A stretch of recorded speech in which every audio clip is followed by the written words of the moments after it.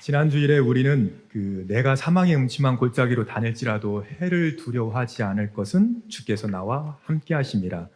이 4절의 앞부분을 함께 살펴보면서 우리가 인생의 어두운 골짜기를 만났을 때 그 고통의 자리에서 머무르지 않고 지나가야 된다는 것, 또한 주님이 나와 함께 계신다는 분명한 인식을 해야 한다는 것을 우리가 이제 함께 나누어 봤습니다.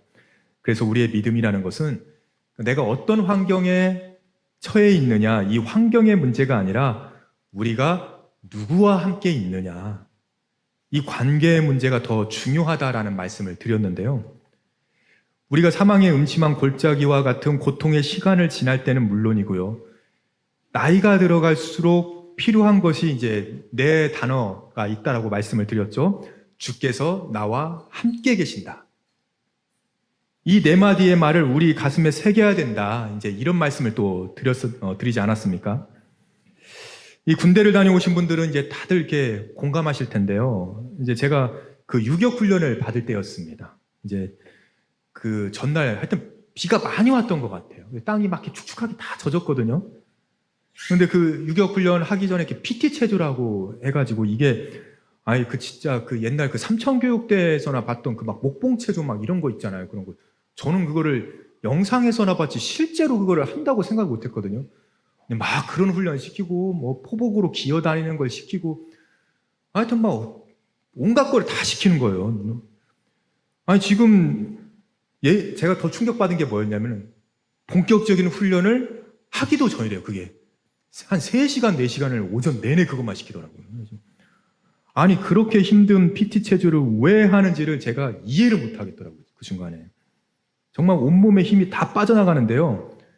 나중에 알게 되었지만 그래야 정신을 집중할 수 있고 체력이 아니라 정신력으로 그 힘든 불가능한 훈련을 해낼 수 있다는 거예요.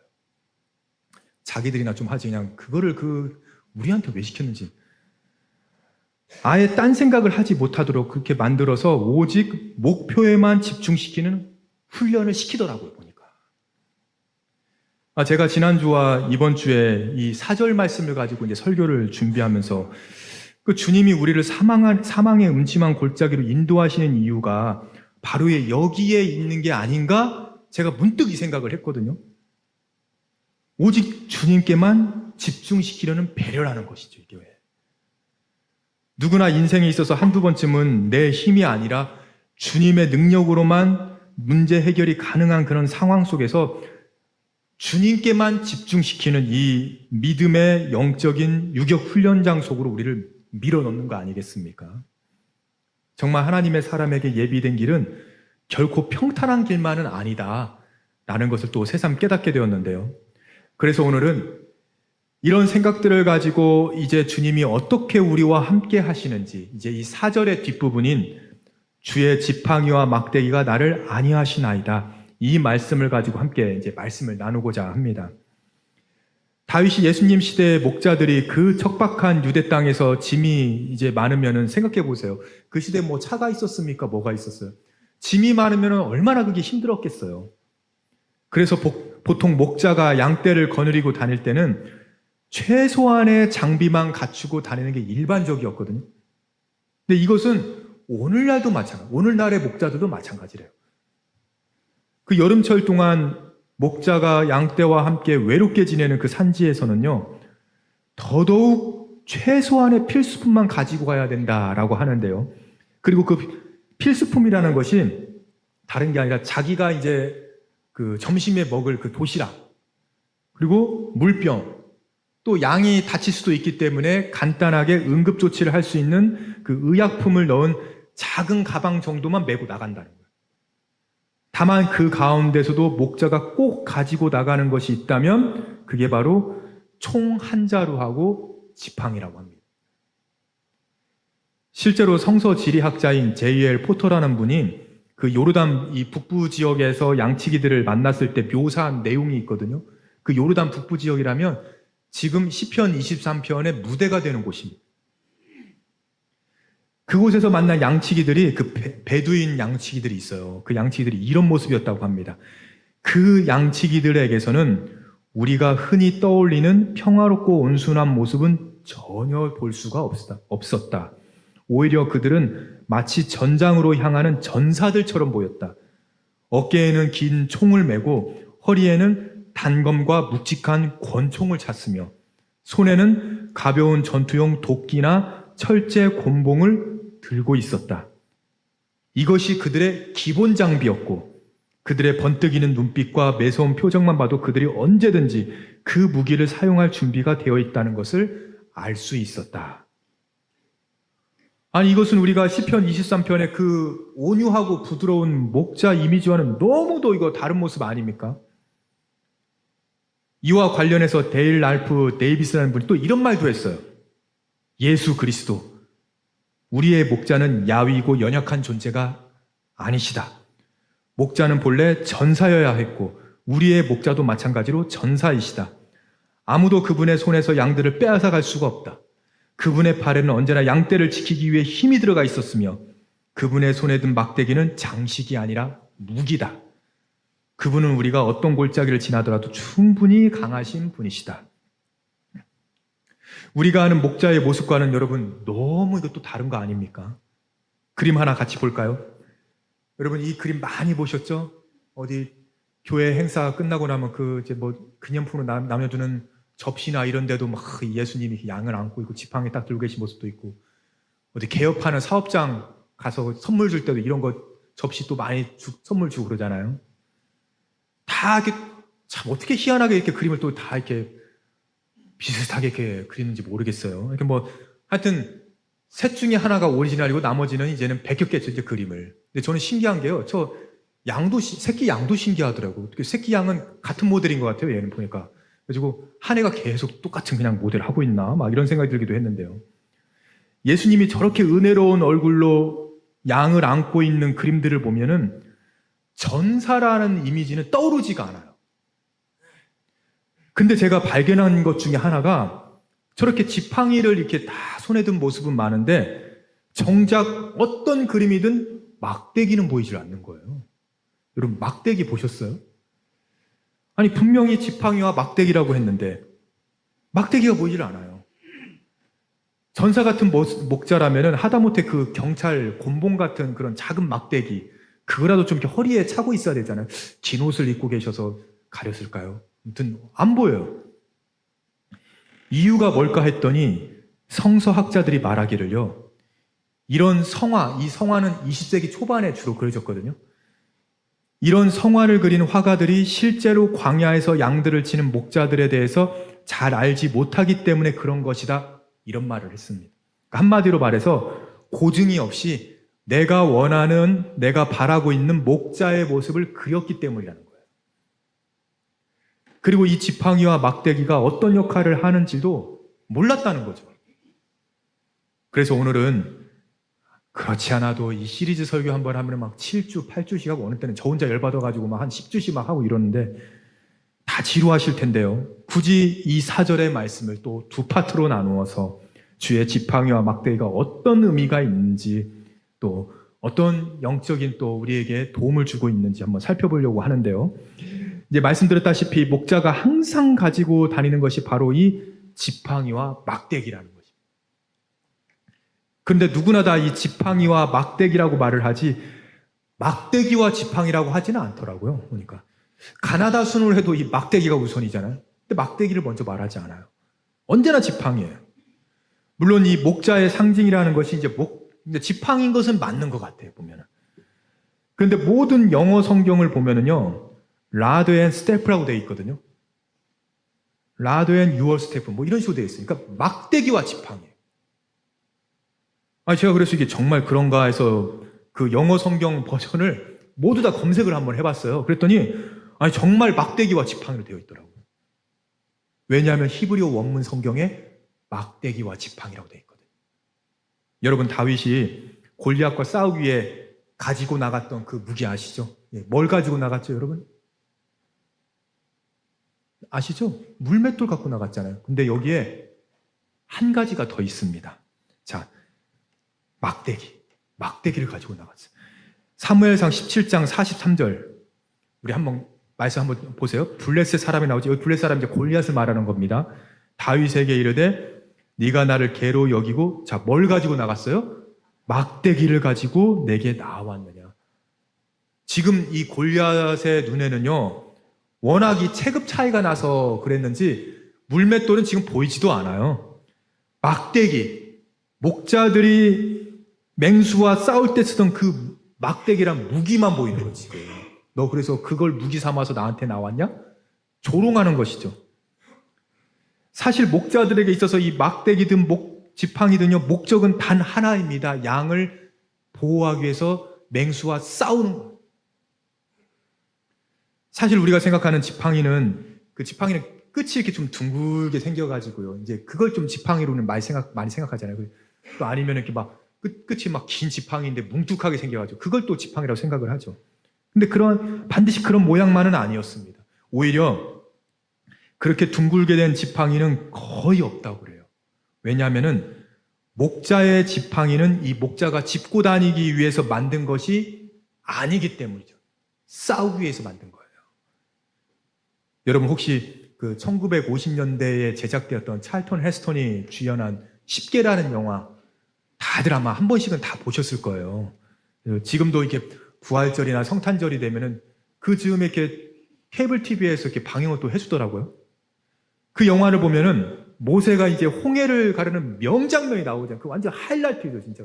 그 시대 어떻게 이렇게, 너무 장황하게, 아주 장엄하게 이렇게 만들었는지 모르겠어요. 근데 모세가요, 그때 모세의 손에 든 지팡이가 있는데 끝이 굽은 지팡이가 아니라 저렇게 긴 막대기를 딱 들고 홍해를 가르는 장면이 나옵니다. 그러니까 예전에 어르신들이 짚고 다니던 지팡이든 다 이렇게 끝이 다 구부러져 있잖아요. 그러니까 지팡이를 짚는 자신이 의지하려면 사람의 손 모양에 맞아야 되기 때문에 그런 것이죠. 그런데 목자의 지팡이는 자신을 위한 것이 아니라 늑대와 같은 맹수를 쫓기 위해서 사용하는 무기였기 때문에 사람이 편하려고 만들지는 않았습니다. 무기였어요, 무기. 그것이 지금 시대에는 그 말씀드린 것처럼 총이나 칼로 발전하게 된 것이고요. 그래서 지팡이와 막대기는 사실 큰 차이가 없습니다. 심지어 용도도 비슷하다 보니까 막대기라고 번역해야 될 곳을 지팡이라 한 곳도 있고요. 또 지팡이라고 번역해야 될 곳을 막대기라고 번역한 곳도 있습니다. 그래서 막대기와 지팡이의 차이는 단지 길고 짧냐, 이제 이 차이만 있는 거예요. 예를 들어서 멀리서 이제 늑대가 나타나요. 그러면 목자는 먼저 물맷돌을 던져가지고요, 이제 늑대를 위협한대요. 그래도 계속 이 늑대가 따라오면은 이제는 짧은 막대기를 집어 던져서 이제 위협을 하는 거예요. 그래도 늑대가 또 가까이 달라붙으면은 그때는 목자가요, 위험을 무릅쓰고 그 긴 지팡이 있죠? 지팡이로 한판 붙는 거예요. 늑대에게 그냥 있는 힘을 가지고 그냥 후려치는 거죠. 그냥 골프채로 치듯이 딱 치는 거예요. 실제로 다윗도 맹수들과 이런 식으로 싸웠을 것입니다. 근데 여러분 포인트가 뭐예요? 지팡이와 막대기는 둘 다 공격용 무기였다는 거. 그리고 목자가 짚고 다니기 위해 만들어진 게 아니라는 점입니다. 목자가 아닌 양을 보호하기 위해서 만들어진 거죠. 그래서 한 10년 전에 개봉한 또 그 엑소더스 신들과 왕들이라는 영화가 또 있었거든요. 근데 이 영화를 보면은 그 50년대 영화에 있던 10개처럼 똑같은 출애굽 사건을 모티브로 하고 있지만 이 영화에서는 모세의 손에 40년간 들려져 있던 것은요, 지팡이가 아니라 칼로 묘사가 돼요. 저렇게 칼로 묘사돼요. 정확히 말하자면 바로 그러니까 왕 있잖아요. 바로 파라오의 보검이었던 거죠. 모세가 궁을 떠날 때 그 동생 바로가 있잖아요. 이 바로가 몰래 그 모세의 짐 속에 숨겨놓은 겁니다. 그래서 모함을 하게 돼요. 모세는 그 보검을 잠시도 손에서 놓지를 않는데요. 물론 이 영화의 클라이막스도 역시 홍해가 갈라지는 장면이거든요. 그런데 10개라는 영화와 다른 점이 뭐냐면 모세가 홍해 앞에서 그의 손에 들려져 있던 것이 막대기가 아니라 칼이라는 거예요. 칼. 그리고 그 칼을 높이 던져가지고 그 홍해 바닷가를 풍덩 빠져서 딱 꽂히게 되거든요. 그때 홍해가 갈라지게 됩니다. 그러니까 헐리우드 영화니까 그런 식으로 좀 뭔가 이렇게 막 극적으로 웅장하게 이렇게 묘사를 한 것 같아요. 만일 모세가 이스라엘 백성을 출애굽시킨 목자가 아니라 왕이었다면 막대기가 아니라 정말로 칼이 필요했을 겁니다. 칼로 그 바로와 맞서려고 했을 거예요. 물론 근데 모세는 왕이 아니라 이스라엘을 위한 목자였거든요. 물론 그는 왕궁에 있었을 때는 왕자의 신분이었기 때문에 막대기를 손에 들지 않고 검을 가지고 있었을 것입니다. 그러나 광야로 숨어 들어간 이후에는 검 대신에 목자의 지팡이가 들려지게 되었고요. 그것을 가지고 40년 동안 양을 친 거 아니겠습니까? 모세는 그 지팡이 하나를 가지고 바로를 만나러 갔고요. 그 지팡이로 바로를 결국 굴복시켰습니다. 그 지팡이 하나로 200만 명이 넘는 이스라엘 백성들요, 애굽에서 다 이끌어냈어요. 그 이후로도 40년간을 그 지팡이 하나를 들고 그 백성들을 이끌고 가나안 땅으로 인도해낸 거 아니겠습니까? 자기 자신이 살아있는 신이라고 했던 당시의 왕들에게는 검이 필요했지만 목자에게는 양을 지키기 위한 지팡이와 막대기가 필요했어요. 그래서 목자는 지팡이를 칼처럼 쓰면 안 됐던 거예요. 그런데 이 이스라엘의 사악한 목자와 같았던 이 왕을 비롯한 이 종교 지도자들 있잖아요. 이들은 양을 잘 치라고 준 그 지팡이로 양들을 사정없이 후려쳤던 거예요. 양을 보호하라고 지팡이를 이 손에 쥐어줬는데 그것을 칼처럼 그냥 사용한 것입니다. 양들을 잘 먹여야 되는데 도리어 양을 잡아먹은 거예요. 그래서 하나님의 심판을 받게 된 것이고요. 다윗은 주의 지팡이와 막대기가 나를 안위하시나이다 라고 고백을 했습니다. 그리고 목자였던 다윗은 양을 치기 위해서 그의 손에는 언제나 지팡이와 막대기가 들려져 있었어요. 그러던 그가 이제 왕이 되었습니다. 목자였는데 왕이 되었어요. 그는 왕이었기 때문에 더 이상 이제 지팡이를 들고 다니지 않고요. 왕의 이제 복음을 차고 다녔을 거예요. 그러나 그의 마음속에는 항상 지팡이가 있는 거예요. 칼이 아니고 지팡이가 있어요. 그래서 왕이 되어서도 항상 목자의 심정으로 백성을 돌봤던 거 아닙니까? 여러분, 일반적으로 백성은요, 그 왕을 두려워하잖아요. 그래서 왕이 나타나면 막 뒤로 물러서고 막 엎드려 경배하고 그러잖아요. 왜냐하면 그 손에 힘과 권세의 상징인 이 검이 있거든요. 그러나 목자의 손에는 이 검이 아니라 지팡이가 있기 때문에 양들은 오히려 그 지팡이와 막대기를 보면요, 두려워하는 게 아니고 안심해요. 그래서 우리말 성경에는 지팡이와 막대기로 안위하시나이다 라고 표현하고 있는데, 제가 이 안위하시나이다에서 이 안위를 그 국어사전에서 찾아보니까요, 몸을 편하게 하고 마음을 위로하는 거예요. 몸을 편하게 하고 마음을 위로하는 거. 히브리어 단어로는 예나 하무니라고 해서 위로하다, 동정하다, 안심시키다 이런 뜻입니다. 따라서 안위하다라는 말은 양들이 사망의 음침한 골짜기를 지나가면서 겪게 되는 여러 가지 위험과 맹수들의 공격으로부터 양들을 안전하게 지켜주는 거예요. 목자와 함께 있으면은 마음의 위로가 돼요. 안심이 되고. 근데 이게 그냥 단지 한 번만 지켜주는 게 아니라, 여러분 이게 미완료형이라는 거 아십니까? 계속 반복해서 지켜주시는 거거든요. 그러니까 모세나 다윗 시대에만 해당되는 말씀이 아니고요. 지금 우리에게도 반복해서 해당되는 말씀이라는 거예요. 우리뿐만 아니라 우리 자녀들도, 여러분들 후손들도 지팡이와 막대기가 안위해 주신다는 겁니다. 그래서 오늘은 우리에게 있어서 이 지팡이와 막대기가 어떤 영적인 의미가 있는지, 그것을 통해서 어떻게 안위받을 수 있을지 이제 두 가지의 것으로 함께 나누고자 하는데요. 사망의 음침한 골짜기를 지날 때 나를 안위해 줄 이 첫 번째 지팡이와 막대기는 기도를 통해 신분을 확인하는 도구입니다. 기도를 통해 신분을 확인하는 도구인데요. 특별히 자녀로서의 이 신분이 있잖아요. 하나님의 자녀로서의 신분을 확인하는 도구예요. 그러니까 기도의 본질이라는 것은 주께서 나와 함께 하심이라, 이것을 확인하는 것이 이제 기도의 그 본질 아니겠어요?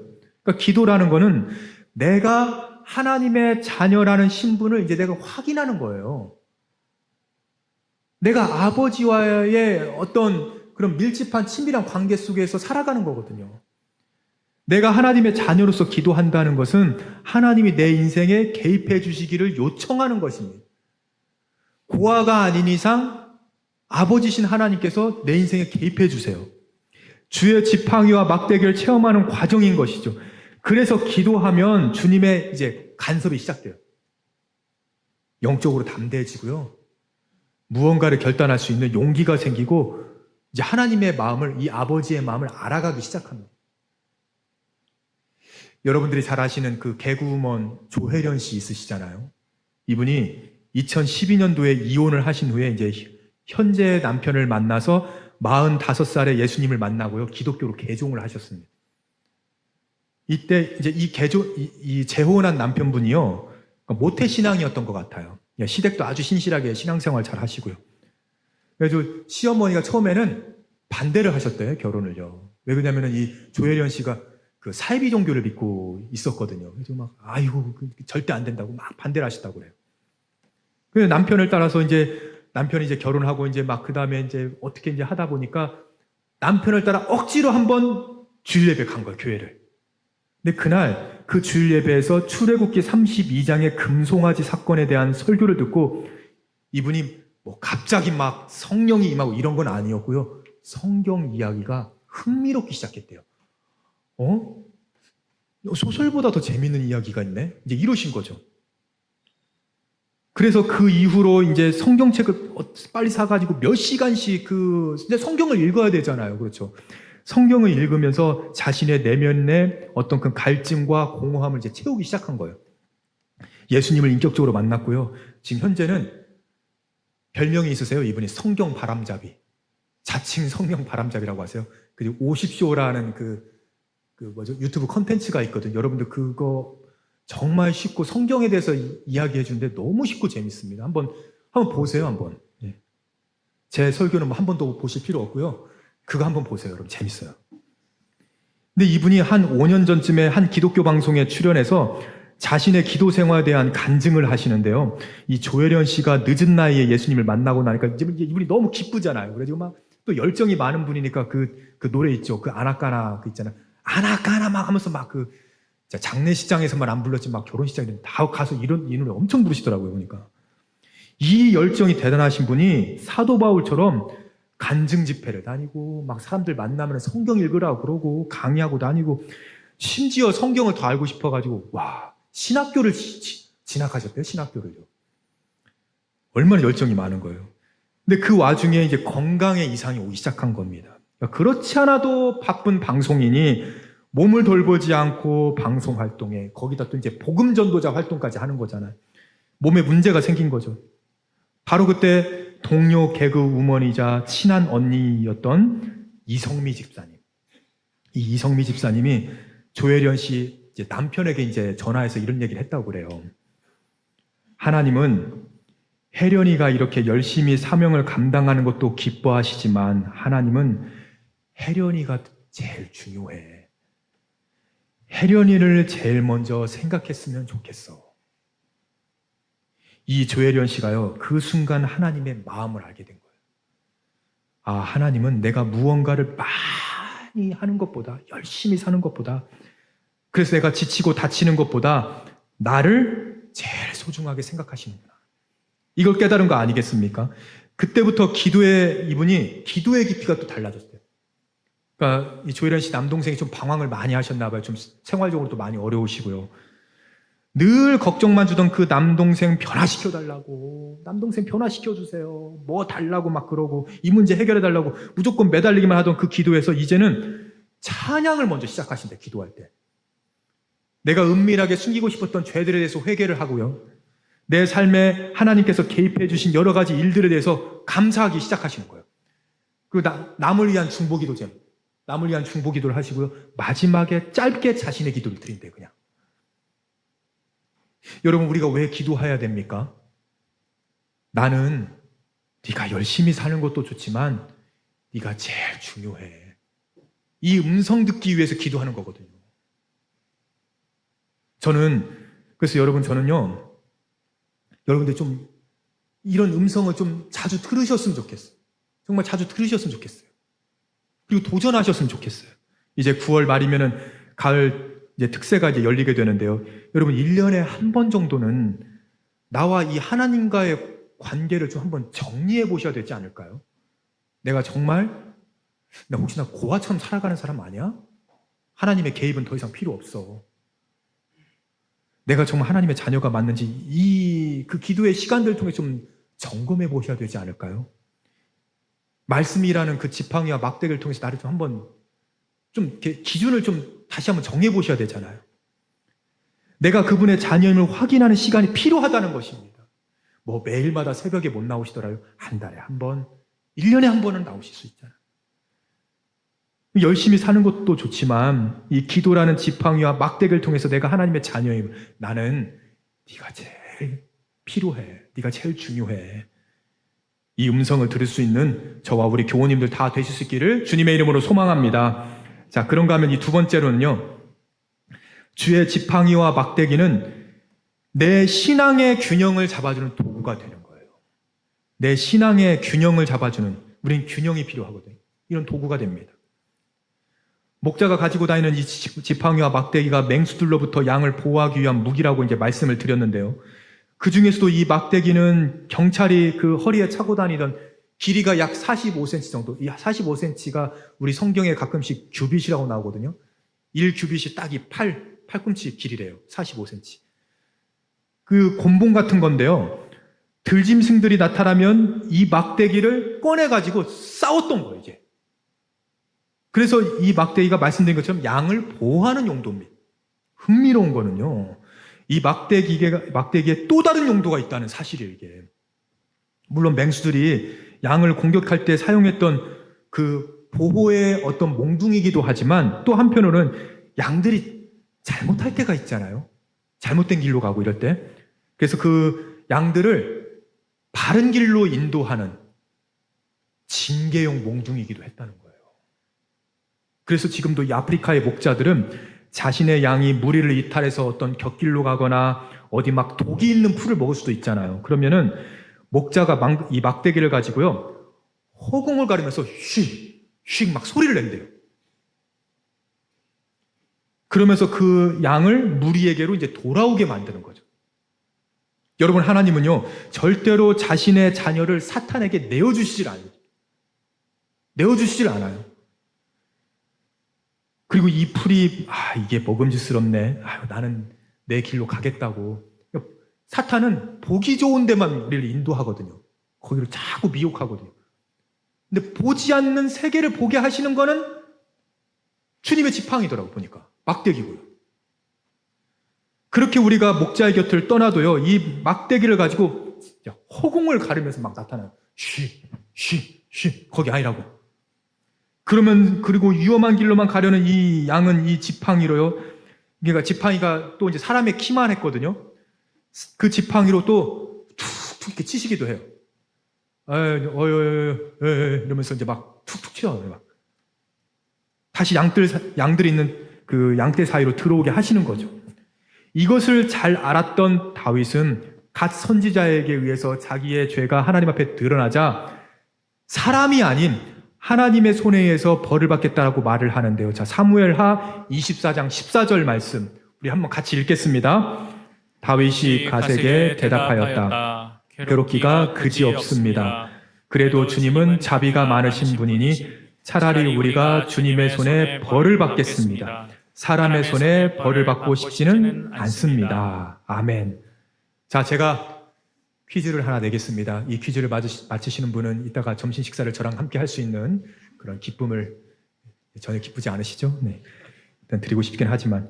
자, 퀴즈를 낼게요. 여러분, 이 시편 23편을 쓴 다윗에게 있어서, 가장 은인이 누굴까요? 그의 인생에. 누굴까요? 그의 둘도 없는 친구이자 생명의 은인이었던 요나단일까요? 아니면 그를 기름 부어 왕으로 세워줬던 사무엘일까요? 골리앗입니다. 골리앗. 그 시골뜨기 목동, 자기 아버지도 인정을 안 해주던 그 철부지 막내 시골 양치기가요, 도대체 무슨 수로 골리앗을 이기지 않았으면은 어떻게 이스라엘의 왕이 되냐고 도대체. 그 괴물 골리앗이 있었기 때문에 다윗이 왕이 될 수가 있었거든요. 그 절차를 밟을 수가 있었고요. 자, 그런데 또 한 명 있어요. 눈치채셨죠? 사울왕이에요, 사울왕. 하여튼 이 다윗을 집요하게 괴롭혔던 정말 이 원수 중의 원수. 다윗을 죽음의 골짜기까지 내몰았던 이 늑대이자 이리 같은 그런 존재가 바로 사울왕 아니었습니까? 그래서 진 에드워드가 쓴 새 왕 이야기라는 책을 보면 저는 너무 공감이 되는 문장이 거기 있어요. 하나님께서는요, 이런 말이에요. 다윗 바깥에 있는 악한 사울왕을 사용하셔서 다윗 내면에 있는 사울을 죽이셨대요. 다윗 바깥에 있는 사울왕을 이용하셔서 다윗 내면에 있는 사울을 죽이신 거예요. 이해가 되십니까? 다윗 주변에 악한 사울왕을 들어쓰셔가지고 다윗 내면에 있는 사울왕과 같은 이 악한 본능을 제거해 주셨다는 거예요. 왜냐하면 이 다윗도 목자에서 왕이 되고 보니까 이제 막대기 지팡이 다 버리고 검을 들려고 할 수도 있거든요. 그 내면에 있는 사울을 죽이는 거예요. 그래서 다윗이 그런 사울왕을 만났기 때문에 진짜 위대한 그런 왕이 될 수 있었던 거 아닙니까? 저는 이 말에 100% 동의해요. 하나님은 내 인생의 골리앗이나 사울왕과 같은 악한 자들로부터 주의 지팡이와 막대기로 우리를 보호해 주세요. 그것은 분명한 사실입니다, 여러분. 그런데 한 가지 더 있다니까요. 그런 자들을 통해서요, 내 내면에 있는 사울도 죽이세요. 검을 버리게 하시거든요. J.D. 그리어의 기도문 중에 일부분을 소개해드리는 걸로 이제 오늘 말씀을 이제 마치고자 하는데요. 하여튼 저에게 한 주간 이 기도문의 이 한 문장인데 저의 어떤 신앙의 균형을 잡아두는 도구가 되었습니다. 여러분들에게도 좀 도움이 되셨으면 좋겠는데 내용이 길지도 않아요. 이런 기도입니다. 주여, 혹시 이게 옳은 결정이 아니라면 주님의 막대기와 지팡이로 제 앞길을 가로막아 주시고 가야 할 곳으로 이끌어 주옵소서. 혹시 이게 옳은 결정이 아니라면, 나는 내가 볼 때는 옳은 것 같은데 주님 보시기에 아니라면 주님의 막대기와 지팡이로 제 앞길을 가로막아 주시고 가야 할 곳으로 이끌어 주옵소서. 여러분, 우리가 매일 하는 기도가 뭡니까? 주의 지팡이와 막대기로 인도해 달라는 거잖아요. 하나님, 나 막지 마요. 저 방해하지 마요. 거절하지 마요. 제 기도에 노하지 마세요. 여러분, 양의 기도는 때로는 주의 지팡이와 막대기로 주님 내 길을 좀 막아주십시오. 이런 기도도 할 수 있어야 되는 거예요. 주님 내 길을 좀 막아주세요. 왜 그렇습니까? 주의 지팡이와 막대기는 내가 아니라 나를 보호하고 지키시고 나를 안위하시는 그 선한 목자이신 예수님의 것이거든요. 그거는요. 근데 우리만을 위해서 사용하려는 그거를. 여러분, 복음의 핵심이 무엇입니까? 하나님의 자녀인 우리를 잘되게 하시는 게 복음의 핵심이거든요. 그래서 복음이 굿뉴스라고 하잖아요. 근데 잘되게 한다는 게 우리를 그냥 마냥 우리의 모든 것을 다 잘되게 해주시는 그거냐고요. 부모가 자녀에게 그렇게 하지를 않잖아요. 우리를 성공하게 하고 골리앗도 이기게 해주시고 사울왕도 물리치게 해주시고 그것만 말하는 게 아니라는 것입니다. 틈만 나면 세상 쪽으로 치우치고 곁길로 가려고 하고 마음이 삐뚤어져 가지고 있는 우리를요, 이러시는 거예요. 정신 차리라고. 아니면 툭툭 치시면서 자, 양의 무리 안으로 들어오라고 그러시는 거고요. 또 어느 때는 그 유격훈련장에서 아니 이거를 왜 이렇게 힘들게 체조를 시키는 거야, 이런 것처럼 힘을 다 빼게 하세요. 힘을 다 빼게 하셔서 주님께로만 집중하게 하시는 거 아니겠습니까? 하나님 나라 그 목표만 바라보게 하시거든요. 내 안에 있는 사울을 죽여서 목자가 인도하시는 이 의의 길, 우리에게 가장 좋은 길로 인도하시는 그런 주님이심을 여러분 믿으시기를 바랍니다. 사실 저는요, 참 오늘 이게 설교 준비하면서 참 마음이 쉽지는 않았습니다. 참 힘들었거든요. 저는 뒤에 짧은 문장 한 문장만 하니까 이거 금방 설교 준비 마치겠구나, 이런 생각을 했어요. 왜냐하면은 저부터가 주님 내 길을 좀 막아주십시오, 이런 기도 잘 안 나오거든요. 저도 제 목회가 막 성공했으면 좋겠어요. 막 교회도 엄청 커지고 하나님께서 막 그런 길로 막 인도해 주시면 좋겠어요. 제 인생에 골리앗이나 사울왕 같은 사람들은 아예 만나지 않았으면 좋겠습니다. 하나님만 모른 채 해주신다면요, 저는요 설교 준비하는 것도 그렇고 목회도 좀 편하게 하고 싶어요.